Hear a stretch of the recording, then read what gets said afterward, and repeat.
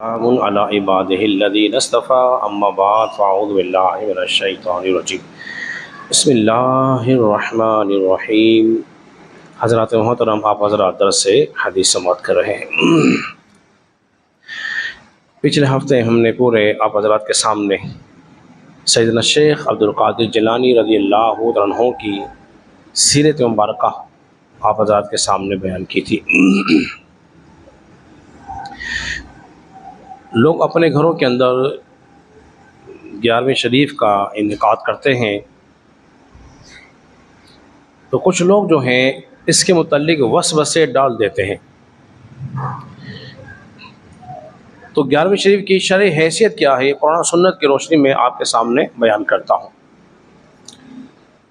اصل میں 11ویں شریف جس کا ہم نے نام رکھا ہوا ہے، حقیقت میں اس کا تعلق جو ہو ایصال ثواب سے ہے۔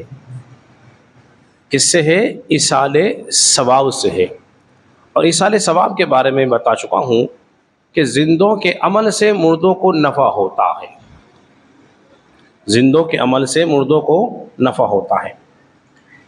اور ایصال ثواب یا 11ویں شریف جب ہم کرتے ہیں تو اس کے پیش نظر دو چیزیں ہمارے ہوتی ہیں۔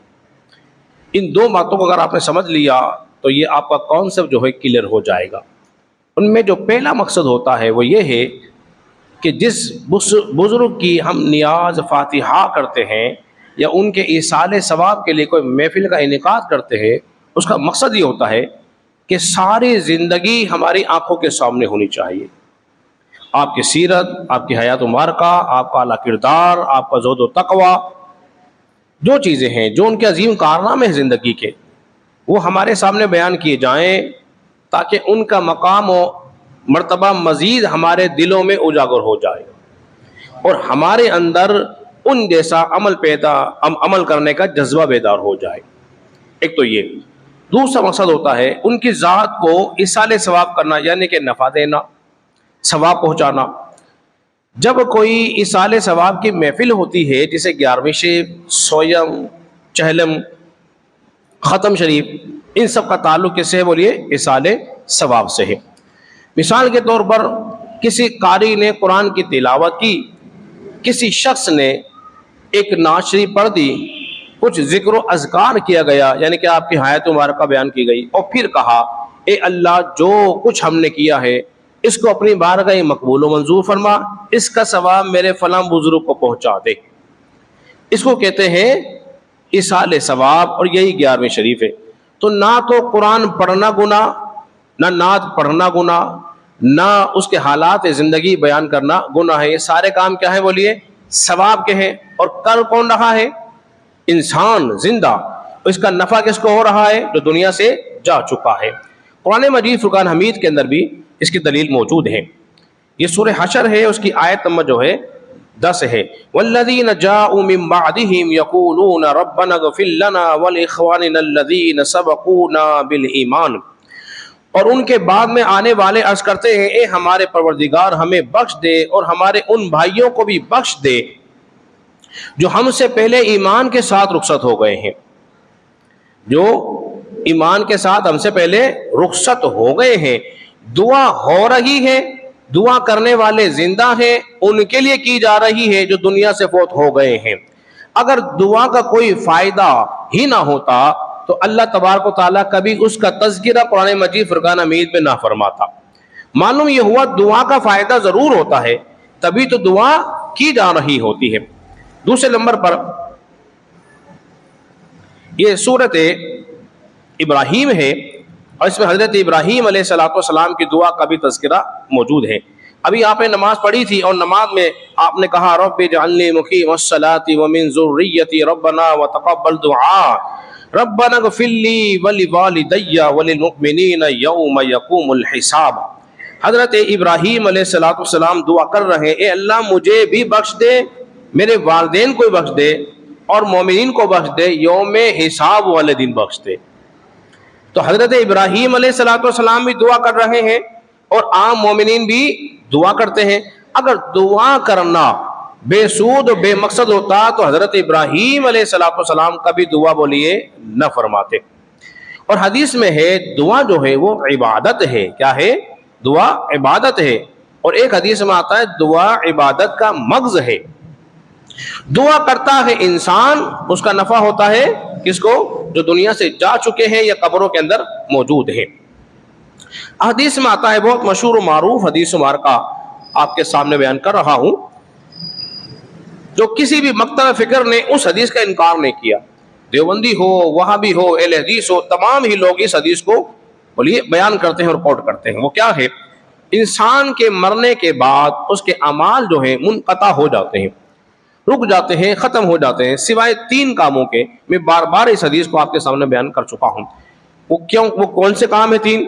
فرمایا ان میں سے پہلا کام تو یہ ہے، وہ کوئی صدقہ جاریہ کر گیا ہو، پیچھے علم چھوڑ گیا ہو، یا نیک اولاد پیچھے چھوڑ گیا ہو، وہ صدقہ جاریہ اس کے لیے نفع کا بخش ہے، فائدے کا باعث بنے گا۔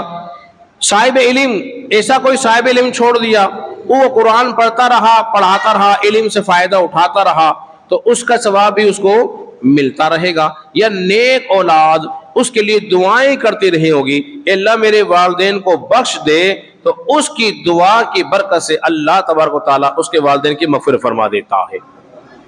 اب رہ گئی بات آخری، وہ یہ کہ اب ہم کوئی منسوب کر دیں، یہ بہت اہم بات ہے، کوئی جانور کسی سے منسوب کر دیں، ہم کہیں گے بکرا غوث پاک کے لیے ہے، یہ گائے غوث پاک کے لیے ہے، خواجہ صاحب کے لیے ہے، یہ مرغی یا فلاں کو، جو حلال جانور جن کو اللہ نے حلال کہا ہے، کیا ہے، تو ان میں سے کسی جانور کو منسوب کر دینے سے بعض جاہل قسم کے لوگ کہتے ہیں دیکھو یہ حرام ہو گیا، تم نے تو غوث پاک کا نام پہ کر دیا۔ حالانکہ جب ہم اس کو ذبح کرتے ہیں تو غوث پاک کے نام پر بولی ذبح نہیں کرتے۔ آپ حضرات قربانی کرتے ہیں، صاحب نصاب لوگ موجود ہیں، جب آپ گائے لے کر آتے ہیں پوچھتے ہیں بھائی گائے کس کی ہے؟ بولے جی فلاں حدیث صاحب کی ہے۔ بھائی یہ بچڑا کس کا ہے؟ جی فلاں صاحب کا ہے۔ یہ بکرا کس کا ہے؟ جی فلاں کا ہے۔ وہ نسبت کس سے ہو رہی ہے؟ حاجی صاحب سے، شفیق بھائی سے، رفیق بھائی سے، فلاں صاحب سے۔ مگر اس کے باوجود وہ حاجی صاحب، رفیق بھائی یا شفیق بھائی، اب جب اس کو ذبح کرتے ہیں تو کیا کہتے ہیں؟ بسم اللہ اللہ اکبر کہ اس کو ذبح کر دیتے ہیں۔ تو منسوب کرنے سے کوئی چیز ولی حرام نہیں ہوتی۔ اس کی نظیر بھی قرآن مجید فرقان حمید کے اندر ملتی ہے۔ اللہ نے شاہ فرمایا ما جعل اللہ من بحیرۃ ولا وسیلۃ ولا صائبۃ ولا وسیلۃ ولا حام، اللہ نے مقرر نہیں کیا کان کا چرا ہوا، نہ بحیرہ، نہ وسیلہ، نہ حام۔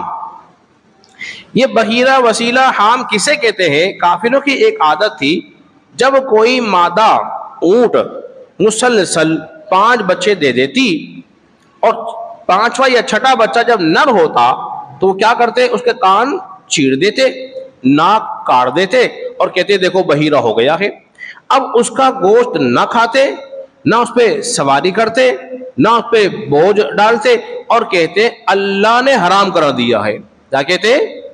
اللہ نے فرمایا وَلَكِنَّ الَّذِينَ كَفَرُوا، اور یہ کافر لوگ تو وَيَفْتَرُونَ عَلَى اللَّهِ الْكَذِبَ، اللہ پہ بہتان مانتے ہیں، کرتے خود تھے، کھاتے پیتے خود نہیں تھے، کہتے اللہ نے حرام کرا دے دیا ہے، حالانکہ اللہ نے حرام بولیے نہیں کہا۔ اللہ نے کیا فرمایا ہے؟ وَلَكِنَّ الَّذِينَ كَفَرُوا يَفْتَرُونَ عَلَى اللَّهِ الْكَذِبَ، یہ کافر بے ایمان لوگ تو اللہ پہ بہتان باندھ رہے ہیں۔ کان کے چیر دینے سے، ناک کاٹ دینے سے، 4-6 بچے ہو جانے سے وہ جانور حرام بولیے نہیں ہوگا۔ اسی طرح آج کل کا بیوقوف بھی اگر ہم کوئی نسبت کر دیں تو کیا کہتے ہیں؟ جی یہ تو حرام ہی ہو گیا۔ تو معلوم یہ ہوا ان کی یہ روش کس سے مل رہی ہے؟ کافروں سے، مسلمانوں سے نہیں مل رہی۔ تو ہمیں ایسے خرافات پر دھیان نہیں دینا چاہیے، ایسے وسوسوں سے بچنا چاہیے، کیونکہ قرآن و سنت کے اندر جو ہے وہ ایصال ثواب موجود ہے۔ جب بھی ہم کوئی جانور ذبح کرتے ہیں تو اللہ کے نام لے کر اس جانور کو راہ خدا میں قربان کرتے ہیں۔ یہ قرآن سنت کی روشنی میں نے آپ کے سامنے اس کی شرح سے بیان کر دی ہے۔ اللہ تبارک و تعالیٰ کی بارگاہ میں دعا کریں، خالق کائنات ہم سب کو سمجھنے اور عمل پیرا ہونے کی توفیق عطا فرمائے۔